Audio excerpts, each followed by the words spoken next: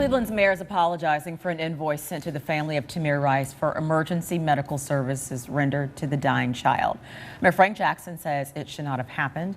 Jackson said although the billing process is routine, the invoice for $500 should have been flagged and never sent out.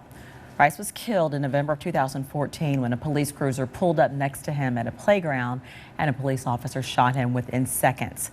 The 12-year-old was alone playing with an airsoft pellet gun. Riva Martin is an attorney and legal commentator. She joins us from Los Angeles. So let's start with Tamir Rice, and then I'm going to pivot to another case as well. So the city actually, they didn't just have the bill. They filed a claim to get the bill paid. Were they legally in the right? Let's just speak legally, Riva. Most cities have a policy by which if you use their emergency medical vehicles, they can bill you for it, or they bill your insurance company. Those services have to be paid by someone. I think what was so shocking about this case was the circumstances. We have this racially charged case that has captured the attention of the entire nation, if not the world, and to have the family that has suffered so much, has suffered the most egregious loss that you can imagine, to then be sent this bill repeatedly. And it's not just a bill, there was actually a lien that was being filed against the family for failure to pay the bill.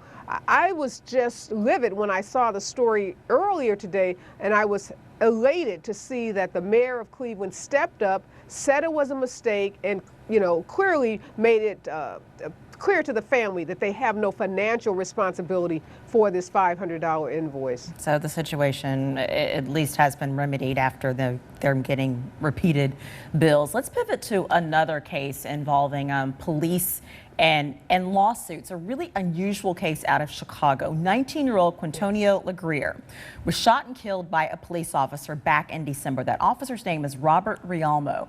What happened is the officer showed up because Quintonio was threatening his father.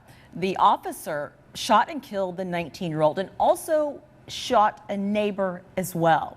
Now this officer, Ariva, is now suing the estate of the 19-year-old who was killed. On what legal grounds?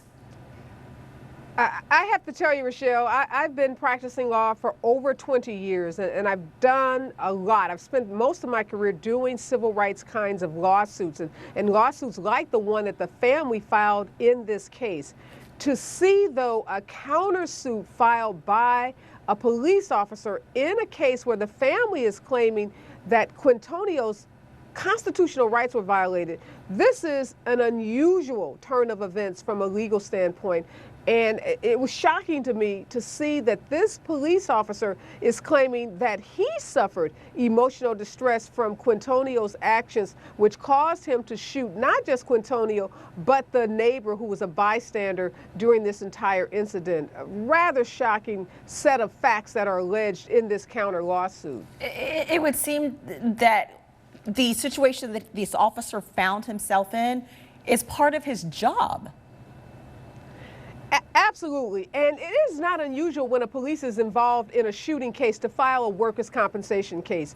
There may be some emotional distress associated with being in an officer-involved shooting. But what you don't typically see is a lawsuit filed against the estate of the person that officer has killed. And let's face it, Quintonio is or was a 19-year-old college student. He doesn't have an estate. We know that this lawsuit is not about money. This was a working class family. Quintonio hadn't even had a real job. So we know he has no money to speak of. He has no assets to speak of. So the lawsuit can only be about leverage. And oftentimes lawyers file things to get leverage.